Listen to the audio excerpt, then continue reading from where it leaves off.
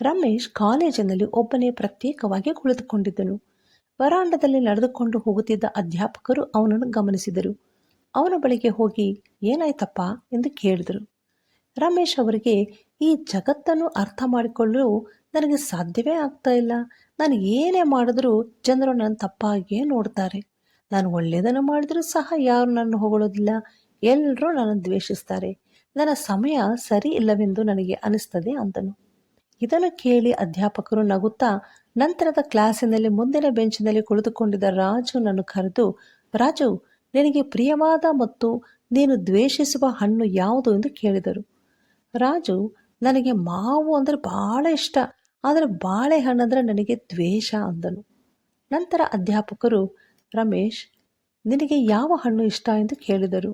ಅದಕ್ಕೆ ರಮೇಶ್, ನನಗೆ ಬಾಳೆಹಣ್ಣು ಬಹಳ ಇಷ್ಟ, ಆದರೆ ಮಾವಿನ ಹಣ್ಣು ಇಷ್ಟವಾಗುವುದಿಲ್ಲ ಎಂದನು.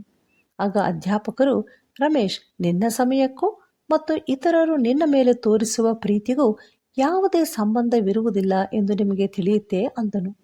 ಅದಕ್ಕೆ ರಮೇಶ್, ನನಗೆ ಏನೂ ತಿಳಿಯಲಿಲ್ಲ ಅಂದನು. ಅಧ್ಯಾಪಕರು ಮುಂದೆ ವಿವರಿಸುತ್ತಾ, ನೋಡು ರಮೇಶ್, ನಿನಗೆ ಇಷ್ಟವಿರುವ ಬಾಳೆಹಣ್ಣು ರಾಜುವಿಗೆ ಇಷ್ಟ ಇಲ್ಲ. ನೀನು ಯಾವುದೇ ಕಾರಣದಿಂದಲೂ ರಾಜುವಿಗೆ ಬಾಳೆಹಣ್ಣನ್ನು ಕೊಟ್ಟು ಅವನನ್ನು ಮೆಚ್ಚಿಸಲು ಸಾಧ್ಯವಿಲ್ಲ ಅಂದನು. ಇತರರು ನಿನ್ನ ವಿಚಾರಗಳನ್ನು ಅಥವಾ ಕಾರ್ಯಗಳನ್ನು ಮೆಚ್ಚಬೇಕೆಂಬ ಅಗತ್ಯವಿಲ್ಲ. ಸಕ್ಕರೆ ಕಾಯಿಲೆ ಇದ್ದವನಿಗೆ ನಿನಗೆ ಪ್ರಿಯವಾದ ಸಿಹಿ ತಿಂಡಿಯನ್ನು ಕೊಟ್ಟರೆ ಅದು ಅವನಲ್ಲಿ ಕೋಪವನ್ನೆಬ್ಬಿಸ್ತದೆ.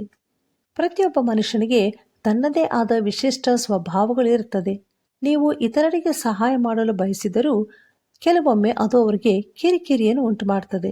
ನಾವು ಎಲ್ಲವನ್ನು ನಮ್ಮ ದೃಷ್ಟಿಕೋನದಿಂದ ನೋಡಬಾರದು, ಹೊರತಾಗಿ ಇತರರ ದೃಷ್ಟಿಕೋನದಿಂದ ನೋಡಬೇಕು.